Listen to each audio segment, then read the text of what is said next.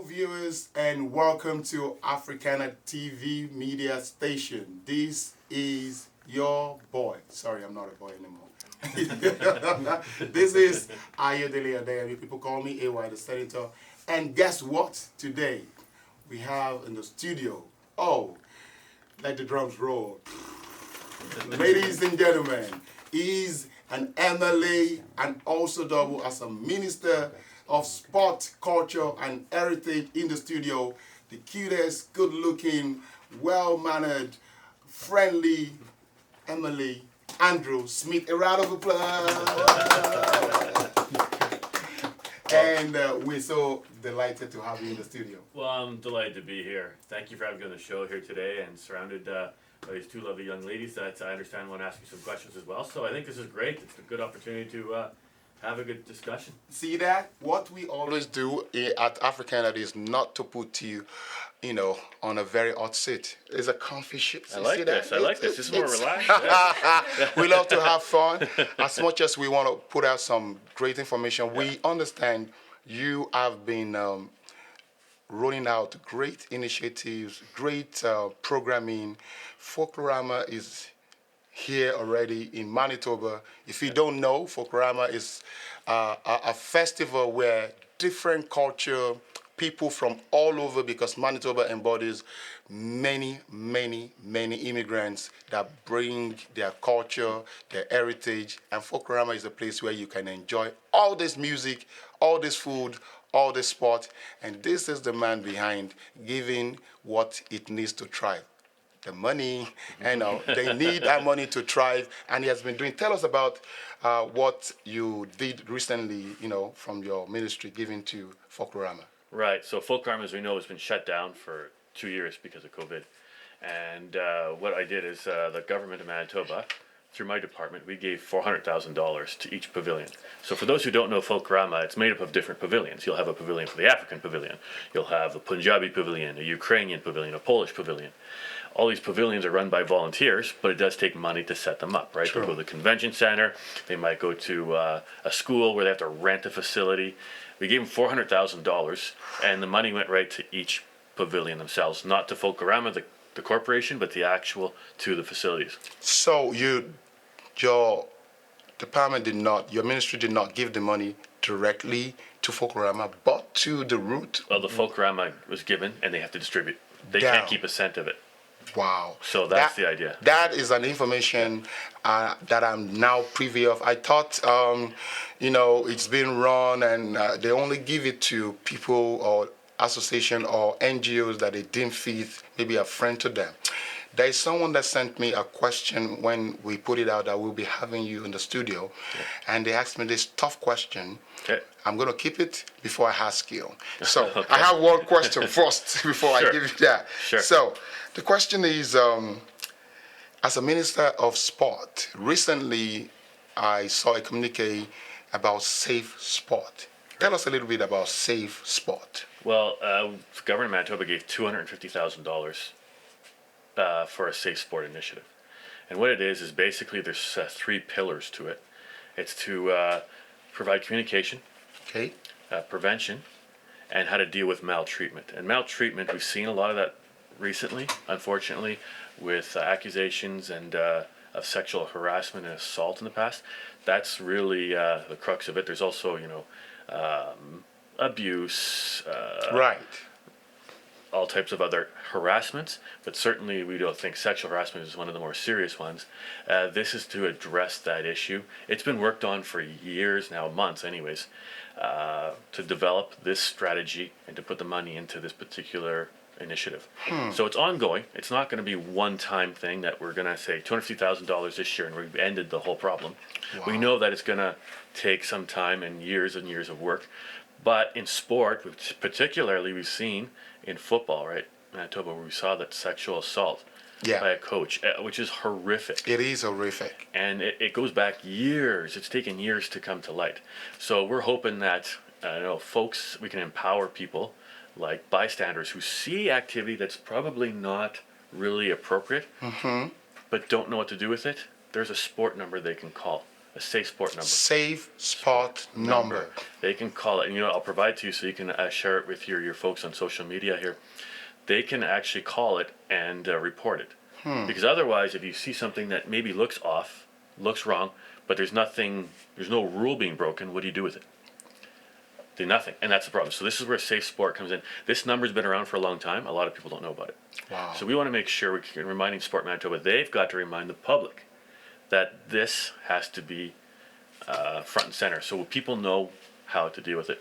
How to deal with maltreatment when someone is harassed in any capacity. How do you deal with it, right? Right. It makes it easier on coaches who are legitimate coaches, which are 99% of people who are coaching, we know, are good coaches and good people. Yes, sir. How do they deal with these situations when they arise? And I think that's very important. This is a very great initiative because over the years there have been many maltreatment, mistreatment going on. Young ones like this could not speak up because nobody is protecting them. Nobody's going to take their side, or they have no safe place to go. It affects their mental health. It affects their, braveness. They have to, cave into their own self. And this initiative, and we need to applaud you. So viewers, if you see anything wrong, you hear anything wrong, please say it and call this safe spot number. We're going to roll it on the screen soon, and you must save it on your phone. It's called Safe Spot Number. Thank you for that information. Of course. Also, let me ask you, what are the sports you did back in the days when you were a student? Give us some of the sports, because you look really as if you're still practicing some sports in there. Yes, well, I used to compete in weightlifting, Olympic weightlifting. So I He does weightlifting. really good. Yeah. What Really? yeah. Oh, very good. At the Excellent. backstage, we have Grace. She loved weightlifting, everything to carry a lot. Very good, excellent. So, do you have a club that you're with, or No, just a school gym. a school gym? So, like clean and jerk and all that. Good. Okay, excellent. That was fun. So, yes, Wow. I competed in Western Canada Oh, not just in Manitoba. for Western Canada. So the Western Canadian Championships where I used to compete. Yeah, it was quite the sport, and it was fun, and it's now become more popularized because I was in university when I was doing that in the early 2000s. Right. So it wasn't as well known. Now, of course, CrossFit's come along and really raised its profile. Yes, right? yes, So- that's true. So it's interesting, and so I still train like that. I actually put a weightlifting platform on my basement during COVID, so I could continue to work out. I want to be like you when I grow up. Just remember that. There are other sports and other festivals that have been denied the opportunity to come out because of this pandemic this past 2 years. One of them is African Carnival. We couldn't host anything or do anything. And now that we have a break and things are similarly coming back to normal, do you have any provision to support great, platforms that are doing things like this? Like recently, we have a collaboration with IRAL Festival coming up soon, and they have been like some of this Black community and the African community initiatives or festivals are not getting, support of funds like others. What do you have to say about this? Well, first of all, after COVID, we've seen a lot of communities, the sport, culture, and heritage sector, were really affected negatively, right? True. We knew that a lot of them rely on volunteers. They rely on donations from private individuals. Yes. And after 2 years, people aren't used to giving. Some may not be able to give anymore. And certainly when it comes to people volunteering their time, we don't see volunteers were tough to come by before COVID. It's even harder now. That's right. So I put together, and there's no secret here, it's $100 million to set aside in the budget, in the provincial budget. $100 million. Yes. Okay. Yes, and it's spread out over 3 years. So our first year here, and we're going to be having an intake open soon, where there's going to be 3 components. One's going to be capital, large capital, smaller capital, and special initiatives like programming, and then event support. Do you all hear that? Yeah. I told you earlier that what we bring is the truth and nothing but the truth. We don't hide. And they have questions similar to some stuff of question that I've been asking. I'm going to give this young Africanadian teens the opportunity to shine and ask the minister a question. Esther, you be the first to go. Okay, so, yeah, actually, that's what I was going to do first. I was going to introduce ourselves again. So, my name is Esther, and I attend Glenlawn Collegiate, and I am entering my grade 10 year. And my name is Demi. I am currently in grade 8. I'm gonna enter my grade 9 year. Yeah. So we actually we saved time to ask a couple questions, knowing that you were here. We really wanted to see you. Yeah. Right? Okay. So, good. I'm glad to be here. So we took time asking individual questions, right? So do you want me to go first? No, shoot, don't worry about it. Okay. Yeah. So look at that. Long list of questions. The A student here. Yeah. So, first thing, what advice would you give to kids to adolescents, like me and Demi? To grow and, take initiative in our community too. Right. Well, look, I think something I talked about just a second ago is volunteerism is waning in our society, right? Less and less volunteers. People come along who can do something and are willing to do something. You will shine, first of all, in your community because you're the one taking the initiative. And also you get to learn and communicate and grow your network of contacts, right? So I think getting out in the community and taking initiatives, if you want to work with AY or anybody else here that you want to put events together, and it's a good way to bring community together, particularly after COVID. Yeah. And it gives you the experience that you need because going on in life, there's nothing more, I would say there's no more skill that's important than communication and also the ability to bring people together, right? In almost any aspect of life, whether you're in politics, but in business and any other scope, you can use those experiences you have now later on when you're 30, 40, 50 years old in whatever capacity and whatever career you're in at that point, right? So I think that's very important, to make sure volunteer. Yeah. Communication building. 2 major components you have to have. Yes. Actually, I want to talk to you about that, at the end of the question. Sure. Okay. So, we already asked this question. Your favorite sport? What is your favorite sport, actually? Well, Olympic lifting was my thing I competed with, but to watch, I like quite a few types of sports, but I would say, of course, we're all in Canada. Hockey's our number one. Hockey's number one here in Canada. Hockey. So, and which of the clubs do you? Well, I have to say it's the Winnipeg Jets. Come on. Winnipeg Jets. Absolutely. But, before the Jets came back, because they came back, and you will know this, right? The Jets were here, I think, in the 1970s. They left in the 1990s, and they came back in 2011. So there was a period of time there when we didn't have a hockey team you here. moved to another club then? I did. How do you feel about the Oilers? Oh, no, I didn't say Oilers. No. You're pushing it. Flames. Oh, there's a... But yes, I became a fan of the Calgary Flames, particularly, I think it was 2004 season. Okay. They had the Red Mile. Yes. Remember that, yes. right? And you know what? And this is something about organization that I thought was so important. At the time, I don't think they were the best team in the league, but they played with passion and heart. Their heart was in the right place. They came together as a team and they played. And I know they didn't win the Stanley Cup, but they came close, right? Yeah. They came up against, it was Tampa Bay Lightning, and they went all the way to the top. See and that? I think that to me was what inspired me. So this is a team. That's how a team should be, right? So that's what got me on Calgary Flames. And I know Jerome McGinley was one of the players at the time, and he was one of my favorites in the NHL at the time. He's long retired now, but yes. Actually, I'm with you. I support Calgary Flames too, though I love Winnipeg Jet. Yeah. And sorry guys, I'm still a Jet fan, but Flames it is. So that's okay. Nice to know that. Okay, so what does culture and heritage mean to you? How can you define that? Well, that's a broad definition, but I'll tell you, as a Manitoban, Manitoba's been built by people coming from all over the world, right? We have our indigenous communities, but then people coming from all over the world to settle here in Manitoba. And many people came here escaping circumstances in their homeland, right? Right. Right. So I know there's no question Manitoba is becoming increasingly diverse, but that's nothing new. It's always been like that. It has always been like that. Yes. So my grandparents were refugees from Ukraine. And so to me, what's important is that people can come from another country and come to this province, the home of hope.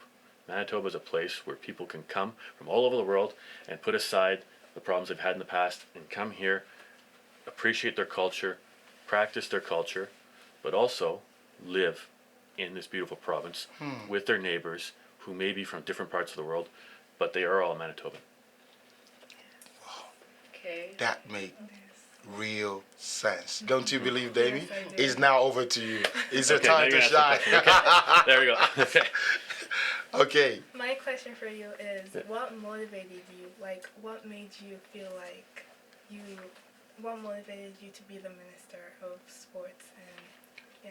Well, I have to say, I didn't choose to be the Minister of Sport. The Premier chooses that. Yes. So it was interesting. When you are an MLA, you can't be a minister unless you're an elected official in the Manitoba legislature.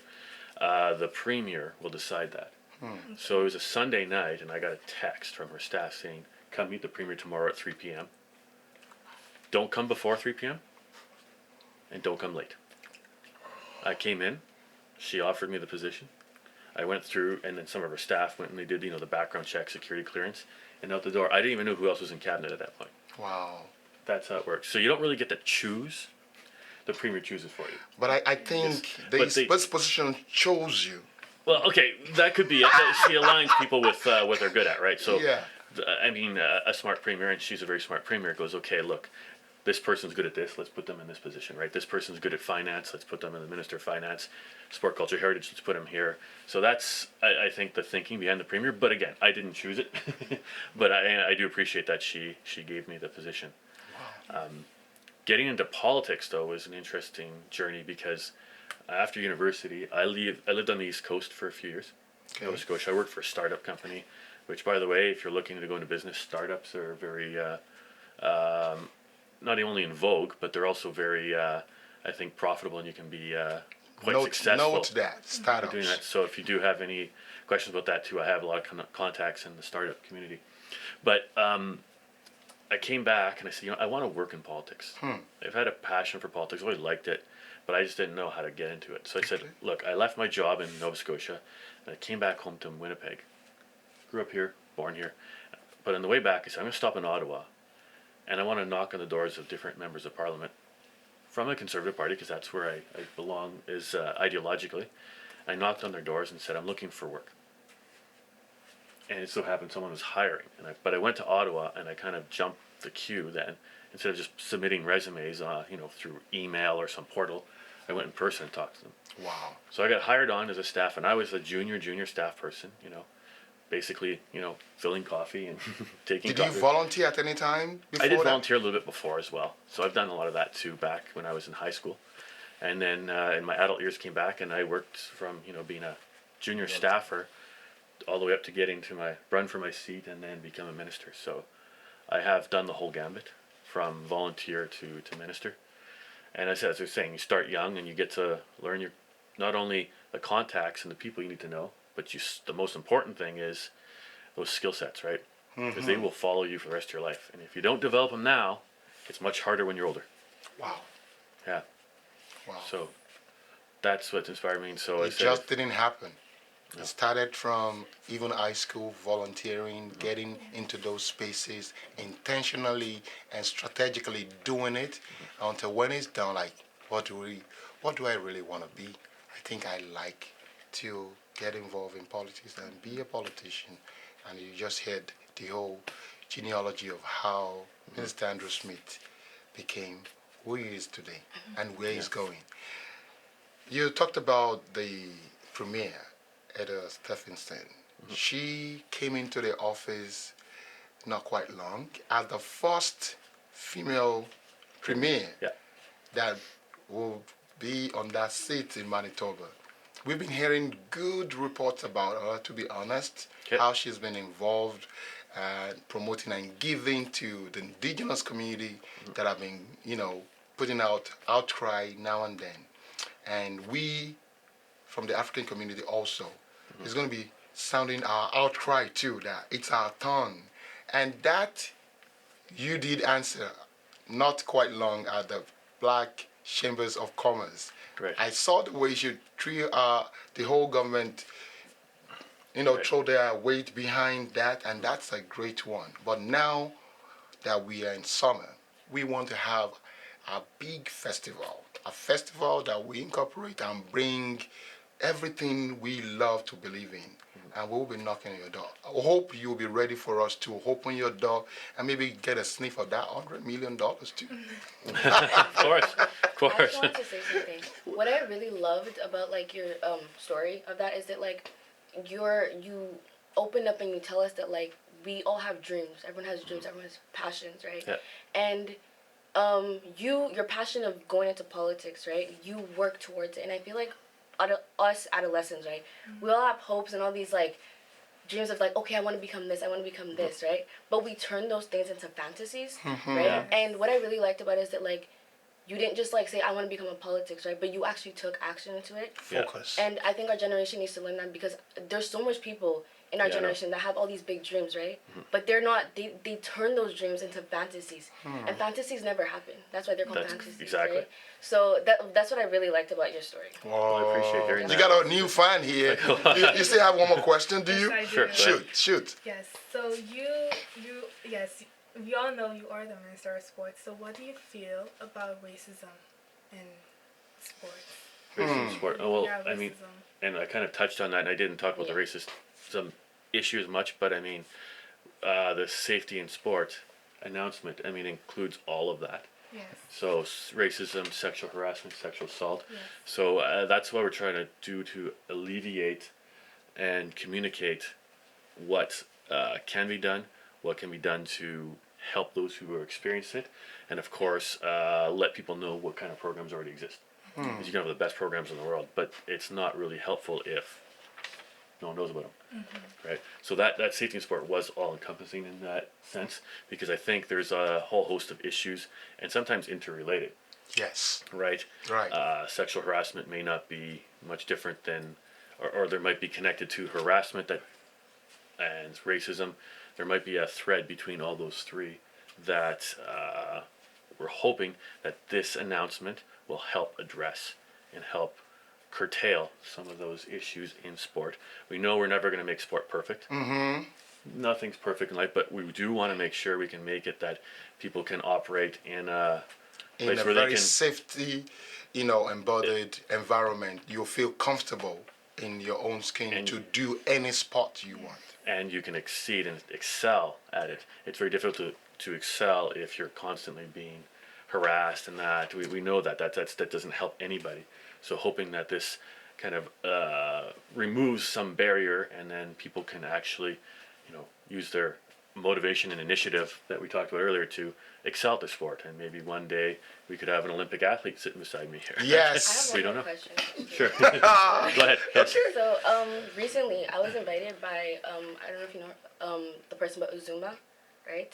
Right. Yeah. Into the caucus building and everything. Right. So actually I wanted to ask you do you have a little story of your first time being in the caucus building in the parliament? Not in the Oh. legislature, yes. Yeah. I do actually. It's Okay. interesting because I was grade school. I'm gonna struggle to remember what grade or what age I was, but I would have been in the kindergarten to grade 6 age range. And I remember the premier at the time, Gary Philman, came to play basketball with us at school.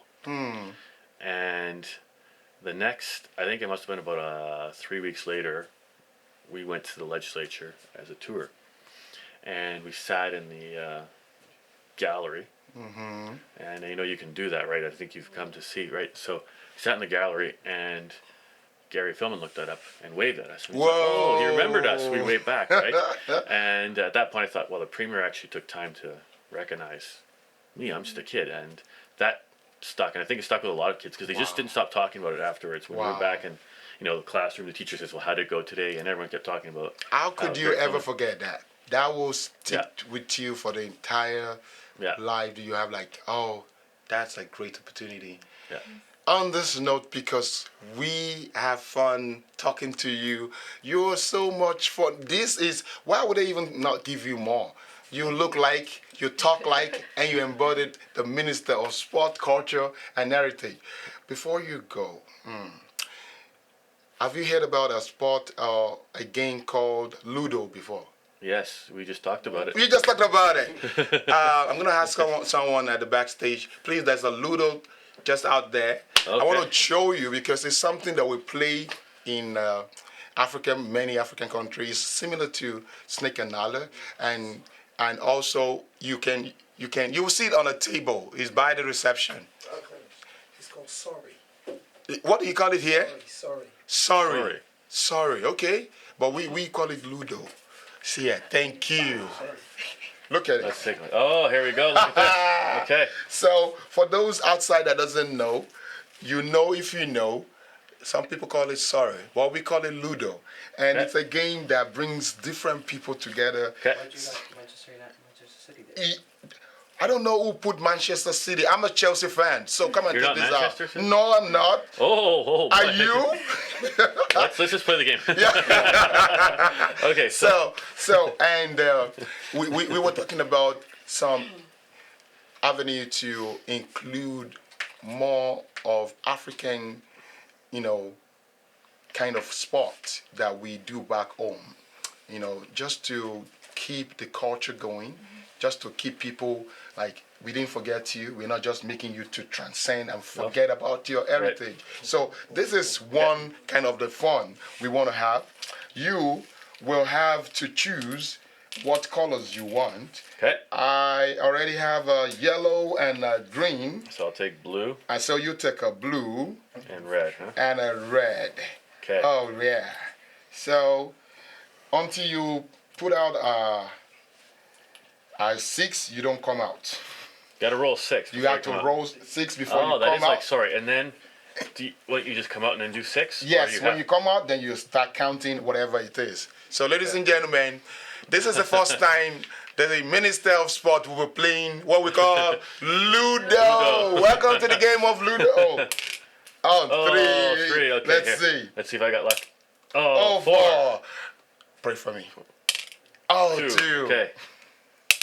Oh. I think doesn't we're count. going to be Okay. here for a long time. Oh, 3. Come on. Give me 6. Oh, 5. You're close there. One more. Close. Oh, Oh. okay. Come on. Come on. I think these dice are fixed. They a 5. Give me a 6. A Oh, there you go. So I would love to have my green come out, and I'm gonna throw one more. Another 6. You keep throwing when you have 6 until no more 6. So 6, 2. Then you count 1, 2, 3, 4, 5, 6, and 2, 1, 2. Oh, okay. That's how you go. Let's see how much luck I have getting out of this. Oh, that's tough luck today. And a 5, I keep going. 1, 2, 3, 4, 5. If you have a 6, you'll kill this guy and you send him back to where it is. Oh, so it's okay. your turn to shine. This is like the game of sorry. Yes, yes. Exactly. Oh, Game of sorry. it is. This is a game of sorry. You know what, guys? We will not finish this game today. I don't think we're going We're to. gonna finish. I gotta get the 6. I gotta roll 6 down here. Come on, minister come on, wanna- come on.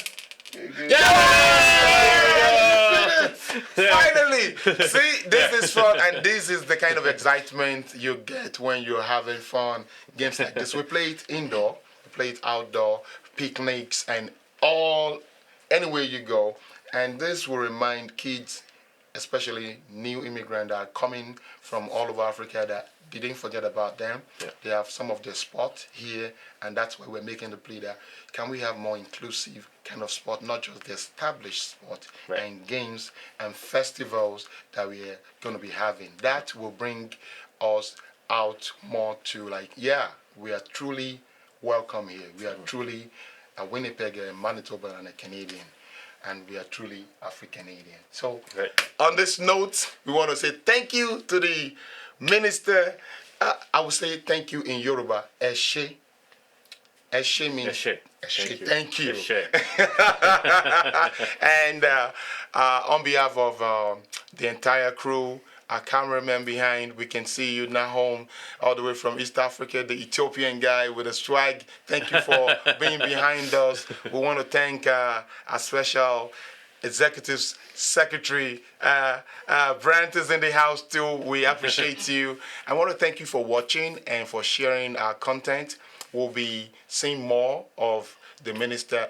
He came in humbly and is supporting the African community. So, from your writing, Lagimodia, whatever it is, know that he is a true friend of the Africanadian. Yeah, we will do that after this. These ones have so much questions. They don't want to let you go. Okay, fair enough. That's okay. Okay. So, thank you so much. And what do you have to tell everyone that will be watching you or watching this content? Well, I was glad to be here today. I mean, this is an excellent opportunity to talk. And thank you for the most fun part was to be able to play today. And you know what, rolling a 6. It's a big one. That was the highlight of my day. I'm good now. I'm good. Awesome. So thank you guys, and keep watching Africana TV. Yeah. We love you, and we keep sharing positiveness because that is what we bring. All right, everybody say bye. Bye.